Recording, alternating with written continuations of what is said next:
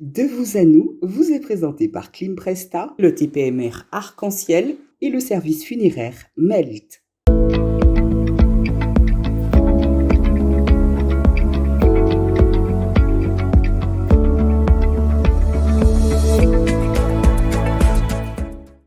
Vous regardez Fusion et c'est De vous à nous. Thierry Vaton est né en 1966 et a vécu à Fort-de-France jusqu'à ses 16 ans dans un quartier bourgeois des Hauts-de-Fort-de-France entre Didier et la route des Rochers.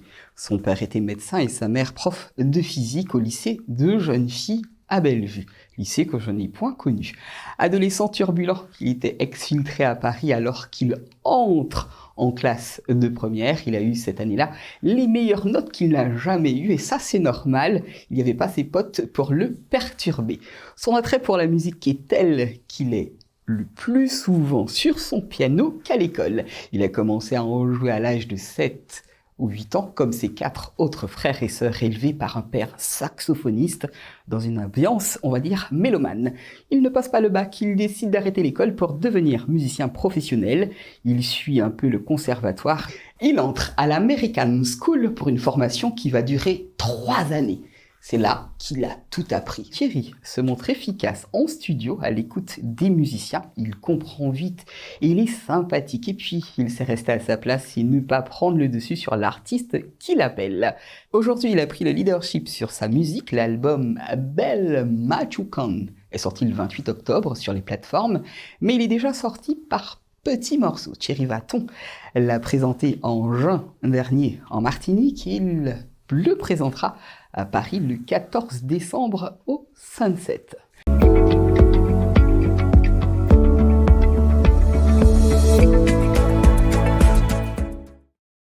Bonjour Thierry, comment vas-tu? Bonjour Kaden, ça va très bien, merci de me recevoir. Franchement, pour moi c'est un plaisir, j'en perds même mes mots. On va remonter tout de suite le temps avec Thierry. Enfant, tu as tout de suite vécu la musique comme une passion, mais moi j'aimerais savoir pourquoi le piano. Ça aurait pu être le saxo.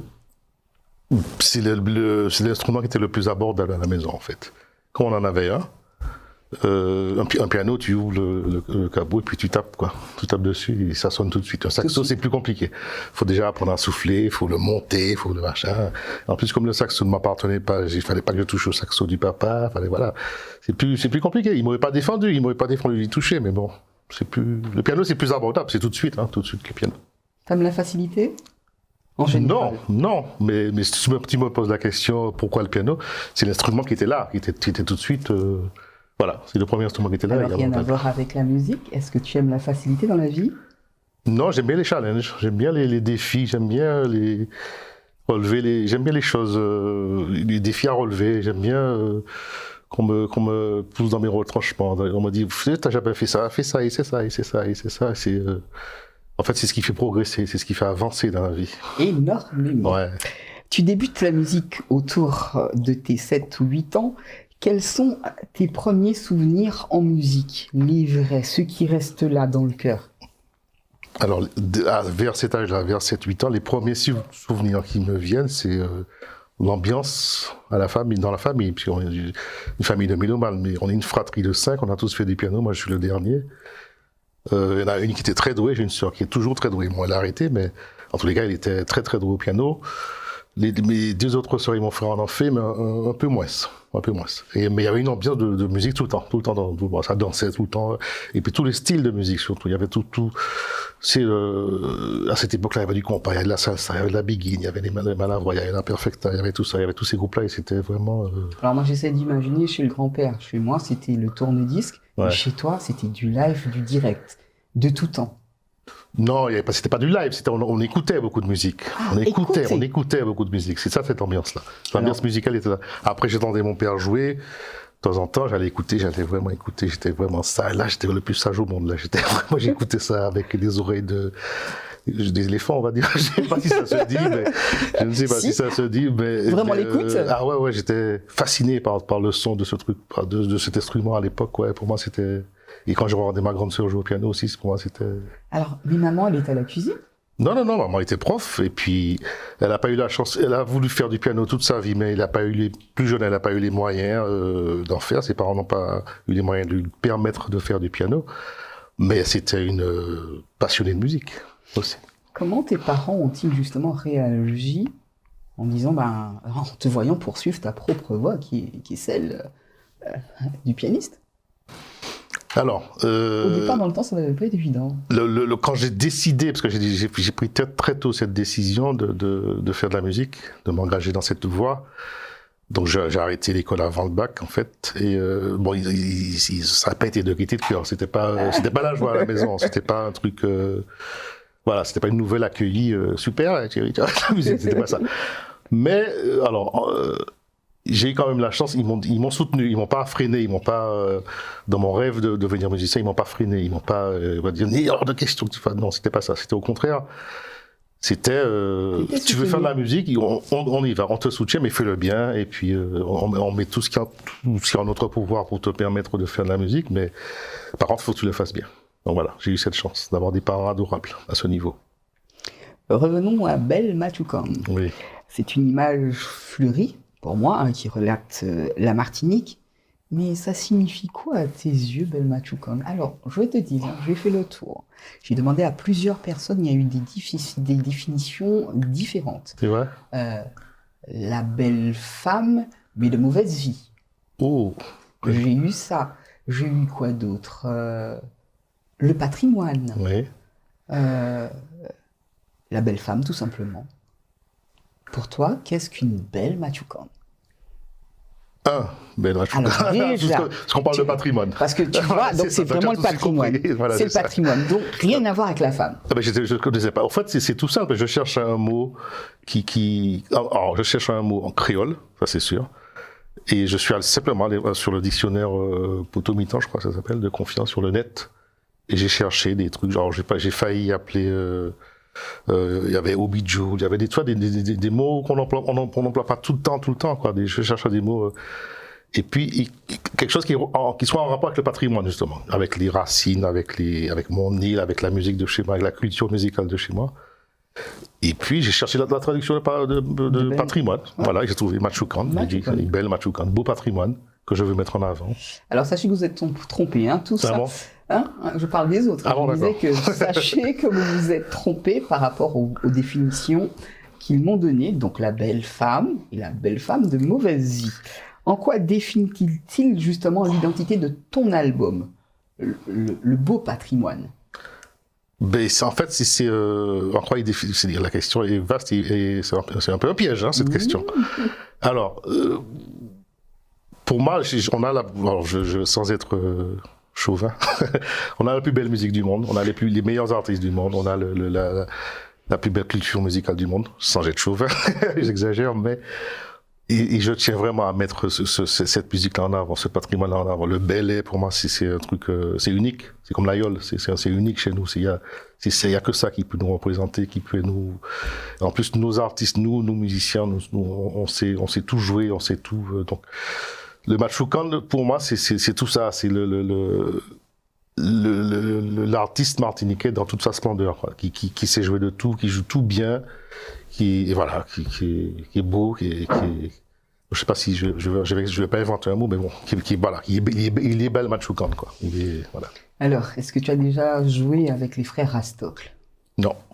Sauf si ils ont des surnoms, mais non. Alors, les frères Rastocle, les maîtres du Belay en Martinique, j'imagine très bien. Alors, un son tambour, et puis toi qui accompagnes au piano, ça doit être super beau. Eh ben, c'est une occasion. Il faudrait provoquer cette rencontre. Avec grand plaisir, moi j'y vais. Ah ouais, tout de suite là. Tu pars quand? Mardi. On peut y aller avant. Je pense. Non, mais c'est vrai. Moi je suis preneur dès que c'est ça, dès que c'est. Ah si, ce serait une énorme rencontre. Les frères Fanfan, Michel Alibo, Bagou et le pianiste Georges Granville. Quel est l'élément déclencheur de cet album qui vous a tous réunis? Tous. L'élément déclencheur. Alors, c'est bien, hein. Il y a Belle Matucane, mais pourquoi eux? Pourquoi eux? Pourquoi pas moi? Mais parce que je sais pas jouer je ne sais pas, peut-être que je ne joue d'aucun instrument, mais pourquoi eux? Mais ce sont les musiciens, on va dire, oui, ce sont les musiciens entre guillemets vedettes, et puis ce sont des rôles, ces mecs-là. Quand on travaille avec ces mecs-là, c'est des... J'imagine. C'est des rôles, tu lui demandes ça, il fait ça, tu lui demandes... Est-ce que tu peux... Ouais, ça, on y va, voilà, c'est bon. Sans rechigner. Sans rechigner, et puis on s'adore, on a une complicité de longue date d'ailleurs, et on s'entend très bien, ils connaissent ma musique, ils connaissent mes goûts, ils connaissent des fois mon exigence, pas des fois, ils connaissent mon exigence, de ce que j'attends d'eux en fait. Mais je vais toujours chercher un truc original chez eux, quoi. Pas si j'appelle Thierry Fanfan ou quel que soit Jean-Philippe Fanfan ou Michel Alibou, c'est pas pour leur qualité musicale, pour leur qualité d'instrumentiste, de virtuose, dans le professionnalisme, bien sûr. Mais il faut aller chercher un truc pas un truc qu'ils ont pas fait, qu'ils ont jamais fait, mais un truc. On va changer ce rythme-là. La mazurka, tu la joues comme ça, mais on va changer ça. On va essayer de faire ça plutôt. Ce serait bien. Voilà. Bien. Ça c'est bien, ils sont malléables à souhait en fait, tellement ils sont bons, tellement ils sont forts, tellement ils sont bons. C'est ça. Ouais. Humble aussi, puisque ça dérange pas d'eux, parce qu'il y a des gens, ils n'ont pas encore eu le parcours de ces messieurs, je vais pas m'interdire le mot, qu'ils se la pètent. Oui, on va pas nommer les noms, mais c'est vrai que ça arrive, mais bon. Belma Chukon a été enregistré pendant la pandémie. Comment as-tu vécu cette période artistiquement et personnellement? Alors, personnellement, ça a été, j'ai eu la chance de quand même bosser, contrairement à certains de mes collègues qui ont une grosse perte de revenus. Certains de mes collègues, pas tous, mais moi j'ai eu la chance de bosser. Et après, j'en ai fait j'ai profité de ce confinement, en fait, parce que j'avais jamais le temps de bosser, de m'occuper de moi, de m'occuper de mes compos, de m'occuper de ma carrière. Donc, j'ai profité de ce confinement, de ce moment où j'avais beaucoup plus de temps libre. J'ai ouvert les tiroirs, j'ai dit, j'ai cette mélodie-là, et j'ai commencé par finaliser un morceau. Après, deuxième, troisième, et puis voilà. Les 10 titres sont arrivés, je les ai finis. C'est difficile, c'est pas facile, hein, mais c'est... Allez, ouais. Pour moi, ça a été alors, je sais pas dans quel sens, un mal pour un bien ou un bien pour un mal, mais bon, je pense que c'est aussi un mal pour un bien. C'est la période de confinement. C'est bien arrivé, et tu as pu créer, tu as pu concevoir. Justement, Belma Chukon revêt un caractère imposé, puisque beau patrimoine, mais est-ce qu'il y avait des limites à le concevoir? Non, aucune. Je me suis donné aucune limite en fait. C'est les mélodies et et les arrangements viennent comme voilà. J'ai pas vraiment d'explication à comment ça vient en fait. Après, c'est juste que je me suis forcé à trouver une couleur spéciale, des orientations musicales spéciales, un son spécial pour mon album. Ça, j'ai pris beaucoup de temps à trouver déjà par le fait du Fender Rhodes, le piano électrique, qui est très chaud comme son. Et voilà, une fois que j'ai pris cette décision d'utiliser beaucoup cet instrument, là, on a déjà un axe en fait. Et après, on construit des mélodies. Bon, on adapte les mélodies avec cet instrument. Qu'as-tu envie que le public retienne de ce premier album solo? Tout. Les questions sont difficiles. Hein. J'ai envie que le public retienne tout, retienne mon univers, retienne En fait, Belma Chukon, cet album, c'est ma vision du patrimoine culturel, entre guillemets, musical, de mon île, de la Martinique, à l'instant où je l'ai conçu. À l'instant où j'ai conçu cet album, quoi. À l'instant, si je me mets à faire un disque maintenant, ce sera un peu différent, parce que j'ai déjà un peu mûri, et puis on compose plus, ça va très vite en musique, hein. On change souvent très vite d'influence ou d'idées, ou voilà. Mais moi, j'ai envie que le public retienne tout mon univers, qu'il fasse, qui prennent ce Belma Chukon pour eux, quoi. Ce disque, après, il m'appartient plus, ce disque, hein. Il est du public. Je te confie 5 mots. Le premier est celui-ci, et j'aimerais avoir ton ressenti par rapport justement à ces mots. La reine-mère. Reine-mère, la mère, nos mamans, vous, les femmes. Voilà, c'est ça. C'est une mélodie qui m'est venue suite au décès de ma mère, et ça, dans ce genre de situation, les mélodies viennent, ça vient tout seul. Après, l'arrangement, c'est autre chose. L'arrangement final qui est sur le disque, c'est autre chose. Mais la mélodie, elle est venue tout seul. Donc voilà, la reine-mère, c'est vous. Hommage aux femmes, hommage aux mamans, hommage aux reines-mères. Simon Cadou, Manotte. Ah, ça intrigue Manotte chaque fois. Manotte intrigue parce que tout le monde se pose la question, mais c'est qui Manotte? Et en fait, Manotte, chacun peut imaginer Manotte comme il veut, en fait. Hein. Ça peut être... Moi, c'est un surnom que j'ai entendu. Un surnom ou un prénom, je ne sais même pas. Hein, sur un marché.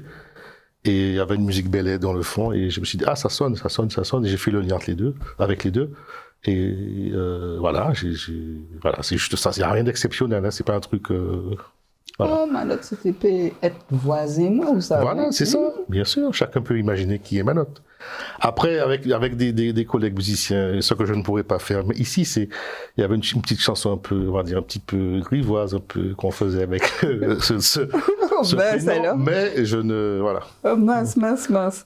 La Martinique. La plus belle île. Pour moi. En quoi? C'est parce que c'est chez moi, c'est la plus belle île, c'est chez moi, c'est le plus beau. Voilà, regorge de talents, il y a des talents à tous les niveaux. Hein. Pas qu'en musique, mais on a un vivier de talents ici et d'intelligence qui est terrible, quoi. Politique. Très peu. Je suis un peu. Alors là, je fuis. Je fuis ça. Je fuis. J'entends des trucs, je vois. Ça me laisse des fois un petit peu. Sans voix, je préfère ne pas commenter. Mais non, pour politique, non, pas du tout. Le dernier mot sera amour. Qu'est-ce qu'on peut faire sans amour?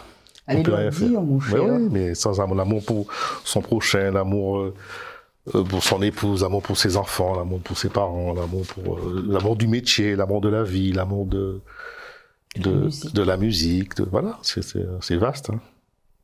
C'est très vaste. C'est ta façon de voir les choses.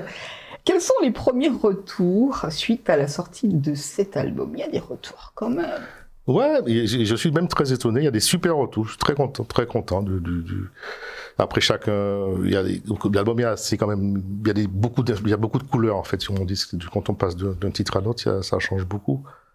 C'est voulu, ça représente mon univers, mais en général, très bel accueil. Je suis hyper content. Les gens ils aiment le son, ils me félicitent pour le son, ils me félicitent pour la qualité de travail, la qualité des musiciens, des interventions des musiciens, la qualité des compos. Voilà, très content. Alors, Belma Choukan, oui. C'est un avis. Hein. Alors, j'ai parlé des frères Rastoc, mais moi, je sais pas, j'imagine très bien Thierry au marché de Fort-de-France, oui. Jouant pour ces dames qui sont en train de vendre leurs fruits et légumes, oui. Entendre une musique particulière venant d'un Martiniquais, et ça, ce serait beau. T'en penses quoi? Il faut créer, c'est comme tout à l'heure, la question que tu m'as posée, je me souviens plus de la question, mais c'est des occasions à créer, avec plaisir. Moi, j'y vais avec mes potes, on y va. Après, sur un marché, piano seul sur un marché, ça fait peut-être bizarre, mais avec quelques potes, un tambour, un tibois, un chacha, et puis, par exemple, avec Joachim, avec qui il m'a fait venir ici. C'est bizarre, hein. Manotte, pour moi, c'est un prénom masculin. Et non, ah bon? Ah oui, Manotte. Pour moi, c'est exactement l'inverse. Bon, tu vois. Pour moi, Mano, c'est masculin, mais Manotte, c'est... Non, mais écoute, c'est pour ça que chacun imagine... Aujourd'hui, tu sais, hein, les tendances... On en arrive à la fin de cette émission, mais pas sans avoir demandé quels sont tes autres projets. Alors, mes autres projets, déjà, le projet, l'actualité la plus proche. Je pars à Cayenne, parce que je suis chef d'orchestre d'un orchestre qui s'appelle l'Orchestre Populaire de Guyane, l'OPG, qui a été monté par Elisabeth Lama. Et donc, je suis chef d'orchestre pendant quelques années. Donc, on va travailler un peu pendant une semaine et faire une petite restitution samedi prochain, je crois. Et après, je retourne à Paris où je présenterai mon album le 14 décembre au Sunset, à Paris, pas le Sunset de Martinique. Parce qu'il y a des gens qui pensent que c'est ici. Mais voilà, le 14 décembre, là, je vais vraiment préparer ce concert-là avec le plus grand soin. Et beaucoup d'amour. Oui. Alors, un autre projet, avant que tu partes, j'essaye, hein. Je parle des frères Rastoc, ce serait trop magnifique. Ah mais si tu crées l'occasion, moi je viens avec... et si mon planning le permet, je viens avec plaisir. Merci en tout cas d'être venu dans le De vous à nous. C'était un plaisir de vous recevoir, très cher monsieur. Merci de m'avoir reçu. Merci à tous. Merci.